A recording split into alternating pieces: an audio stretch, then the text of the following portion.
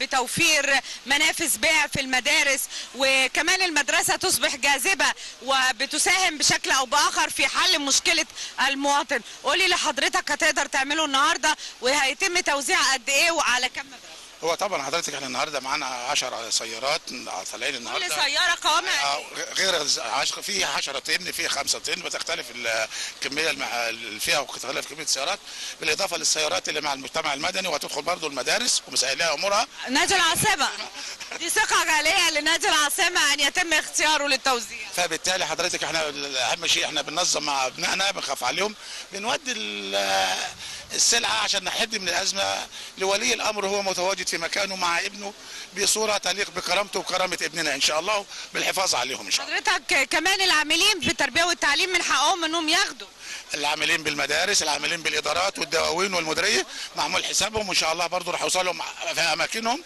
برضه يعني هي الازمه في النفوس والازمه في الناس المحتكره، وليست ازمه في العرض.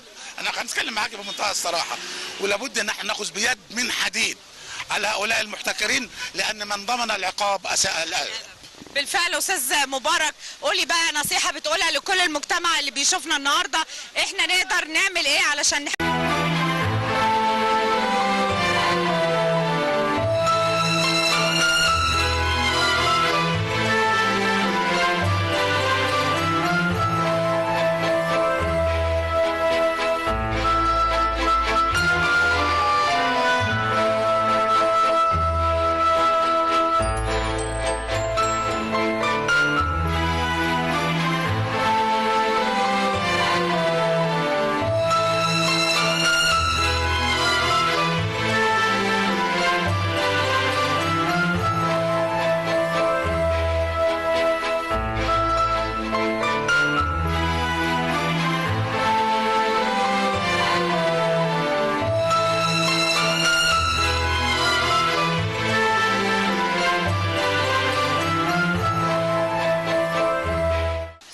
هتوزع النهارده وبكره ولا النهارده وبس؟ لا، طول ما الكميه متاحه راح نوزع ان شاء الله النهارده وبكره، على حد نفاذ ده ايمانا بدور التربيه والتعليم انها في كل بيت، على حد نفاذ الكميه ان شاء الله. ان الكميات المعروضه اكثر من المطلوب، ولكن الاحتكار وضيق النفوس والناس مغرضه عاوزه توقع البلد، عاوزه تنزل بالبلد. حضرتك والسكر موجود والناس موجوده ووكيل الوزاره موجود ووكيل وزاره التربيه والتعليم وبيتخانقوا، يعني يا جماعه المساله مش اكتر من ان الناس بقت عندها تشحن فظيع. يعني لو عندك نص كيلو سكر استعمله وان شاء الله بكره هيكون افضل.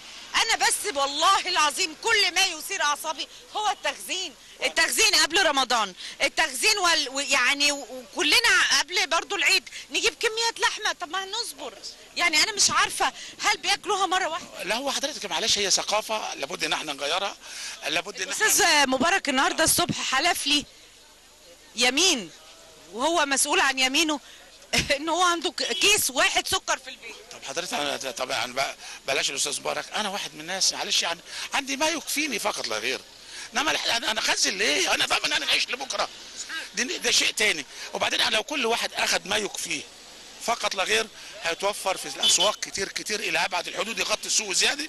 شيء تاني، احنا بنعيد انتمائنا البلد، ثقة أبنائنا في بلدهم وفي جيشهم وفي أجهزتهم كاملة.